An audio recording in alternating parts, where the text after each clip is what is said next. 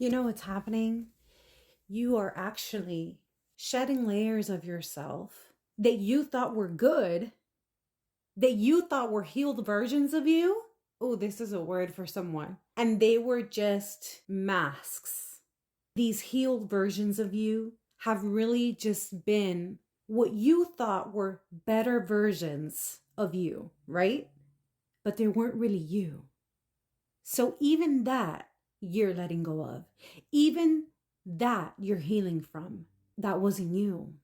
The one who holds their tongue, the one who doesn't speak up to keep the peace, isn't you.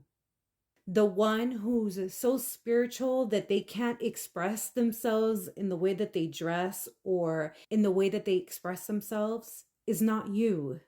This whole time, you have just been becoming just another false version of yourself, just another identity that you thought was going to make you more palatable, or that you were unconsciously programmed to believe would make you better or a more valuable person. But that wasn't you either. What's happening is now you're literally just shedding everything. First, you shedded all of the shadow that was obvious, and now you're shedding the shadow that wasn't obvious. I don't know if that makes sense. Like, drop down a star in the comments if you understand what I'm saying. Now you're shedding the parts of your shadow that are disguised as light. The people pleaser, the spiritual one, the peacemaker, the conservative. All of those different parts of you also weren't you. So you are completely being undone, and you don't know who you are, or you don't know where you're going or what you even want anymore. But all that you're certain of is that you don't want what you've had. Everything you've done up to now didn't work. So then there must be another way. There must be something that you're missing. And that one thing that you're missing is yourself. The true self. And who I'm referring to is, if you could remember yourself before the age of 5 years old, who you really were at your core before you learned what's good or bad or programmed by anything of this world. Who were you? What did you like to do? How was your personality? How did you express yourself? Those first few years of your life reflect who you really are authentically. And those parts of yourself, you have abandoned them all of your life so that you don't lose the approval and the validation, aka the love, from your caretakers, from your family, your tribe, your peers, your friends, your lovers.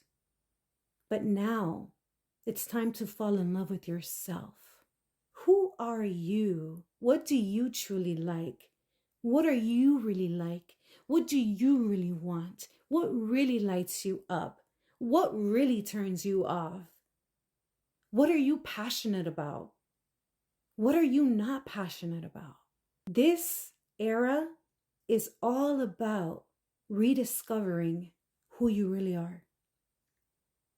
Your true self in all of its ways.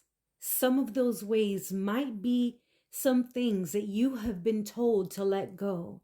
Maybe you've been told you're too dramatic, or you're too sensitive, or you're too loud, or you're too hyper, or you're too quiet, too much of this, or too little of that.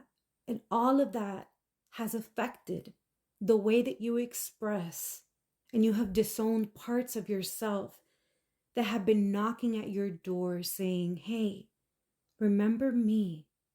This whole time you think you've been looking for a boyfriend or a girlfriend or a husband or a wife or a job or a new dress or a new car or a new house or a new apartment, thinking that that's going to fulfill you. And all that's really been missing is you. All that you've been really looking for is you. The real you.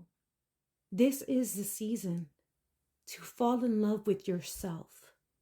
Every single inch every single centimeter of your body, the look in your eyes, your smell, your smile, your tone, the way that you express, your skills, your talents, your personality, the good and the bad, everything that makes you uniquely you. It's time to embrace it all and not judge it or resist it or push it away. Yes, you could bring balance to yourself and your attributes, but it's time to fall in love with the real you.